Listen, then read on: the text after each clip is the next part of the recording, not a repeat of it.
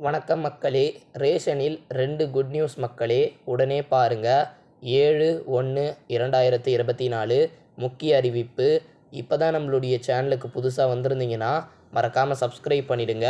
அப்போ தான் இது போன்ற அனைத்து விதமான பயனுள்ள தகவலுமே கிடச்சிக்கிட்டே இருக்கும் மக்களே.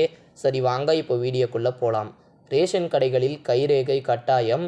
பொங்கல் பரிசு தொகுப்பு ரூபாய் 1000 ரொக்கம் பெற இன்று முதல் வீடு வீடாக டோக்கன் விநியோகம் செய்யப்பட உள்ளதாக தகவலானது வெளியாயிருக்கு. அதாவது குறிப்பாக இந்த ஒரு நிலையில் குடும்ப அட்டைதாரர்கள் ரேஷன் கடைகளுக்கு சென்று POS எந்திரம் மூலயமாக விரல் ரேகை கட்டாயம் வைக்க வேண்டும் அப்படின்ற மாதிரியும் குறிப்பிட்டிருக்கிறாங்க.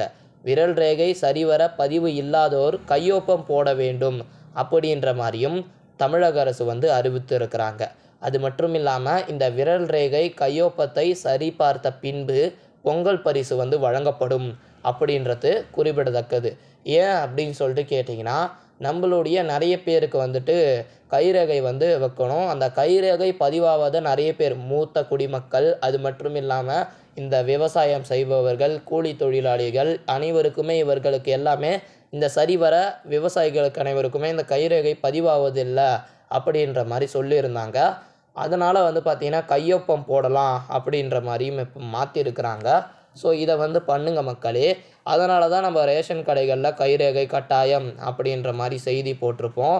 இதுதான் இப்பொழுதுக்கு கிடைச்ச முக்கியமான இன்னொரு தகவலாக பார்க்கப்படுகிறது. அது மட்டும் இல்லாமல் நம்மளுடைய ரேஷன் கடைகளில் அதாவது குறிப்பாக இந்த கருவிழி வரப்போகிறது. இந்த மாதிரி ஒரு பிரச்சனைக்கெல்லாம் முடிவு கட்டுற விதமாக கருவிழி வரப்போகிறது அப்படின்ற மாதிரி சொல்லியிருக்கிறாங்க. அது படிப்படியாக தான் கொஞ்சம் கொஞ்சமாக அனைத்து மாவட்டங்கள்லையுமே படிப்படியாக அமலுக்கு வரும். அது வருவதற்கு கொஞ்சம் காலதாமதமாகும். அது பொங்கல் எல்லாமே முடிந்து நிறைய நாட்கள் ஆகும். ஸோ இதெல்லாம் இந்த ஒரு பிரச்சனையை தீர்ப்பதற்காக தான் அந்த பொருள் வருகிறது அப்படின்ற மாதிரியும் சொல்லியிருக்கிறாங்க. கைரேகை பதிவு முறை காரணமாக பல சிக்கல்களை எதிர்நோக்கும் வழிகளை நம்மளுடைய கருவிழி இந்த முறையை விரைவில் அமலுக்கு வர உள்ளதாக தகவலானது தெரிவிக்கப்படுகிறது. இதற்கான பணிகள் 2024 அதாவது மார்ச் மாதத்திற்குள்ளே முடிப்பதற்கு அரசு திட்டமிட்டிருப்பதாகவும் தகவல் தெரிகிறது.